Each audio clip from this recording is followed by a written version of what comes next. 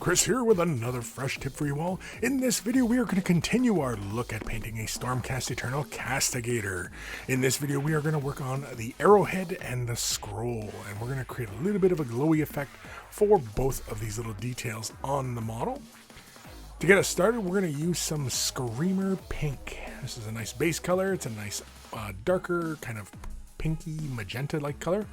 And we are simply going to apply this inside the little gem-like area for the arrowhead. It looks like kind of like a gem, and it's kind of like this clasp around it.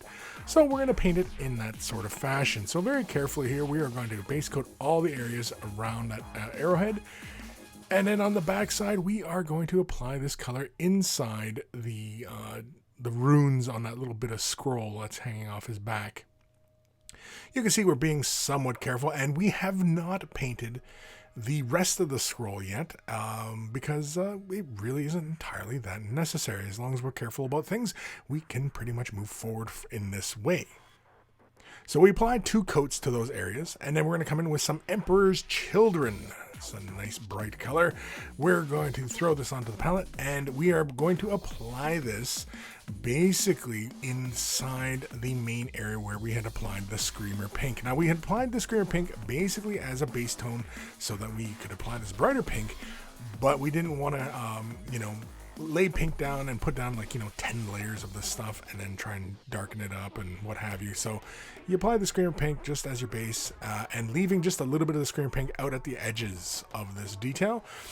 For the runes, I'm basically kind of imagining one end of each of the rune kind of being a bit brighter, kind of going for a bit of a glow in these areas. So you can see here, I'm just kind of being very deliberate where I'm applying the brighter tones. And, it doesn't have to be, 100%. It just kind of roughly lay in the color.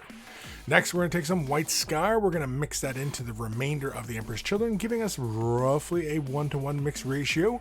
And very carefully, I'm going to lay a highlight at the corner of the gemstone itself. And I'm going to do this on all 4 of the little facets around the arrowhead. And once we get to the runes, I'm going to pick one of those little areas where we had applied the lighter tone before, and I'm just going to do a very minimal amount of highlighting in those areas that I had established previously. So again, we're just slightly building up to a brighter tone as we go. Again, creating that illusion of a glow. We're going to add a little bit more white scar, giving us roughly a mixture of, say, 2-to-1, 2 white to 1 Emperor's Children. And very carefully, we're just going to catch the edge of the little gemstone inside there. And I also threw a little bit of a tick onto one side. Here on the runes, I'm just going in and just trying to be somewhat careful, as it were, picking out little corners and little areas of the runes. Again, I'm not being terribly precious about it. I'm just kind of just picking out areas and what looks kind of cool and, kind of gives this cohesive kind of look. Opus Pink is next. This is the Sidda Contrast. We are going to take a little dollop here and throw it onto our palette. We're going to take a nice heavy amount of water into our bristles and slowly mix that into the contrast. And then very lightly, we are just going to tint or change the value of the arrowhead. And we're pushing the color where we want it to build up a bit. And what this does is it allows us to transition the colors, giving us back a bit more of a magenta type feel to these areas. And, again, leaving the brighter areas really, really bright. Now you can see here on the runes, it looks a little bit heavy. That is fine. As long as you're nice and fast, you can quickly rinse off your brush, dry it off very quickly, and just basically suck out the excess pigment in those areas. Just like a little syringe, it just comes in there and it just sucks that paint right out of there, and lickety split, it is all done. Set it aside, allow it to dry, and you can see now we have this nice little glow in our arrowhead, as well as the runes. The runes kind of have a little bit of life to them, a little bit of visual interest, but we still have to finish off that scroll. So let's bust out some Iron Breaker. This is for the clasp of the arrowhead. I forgot about this phase.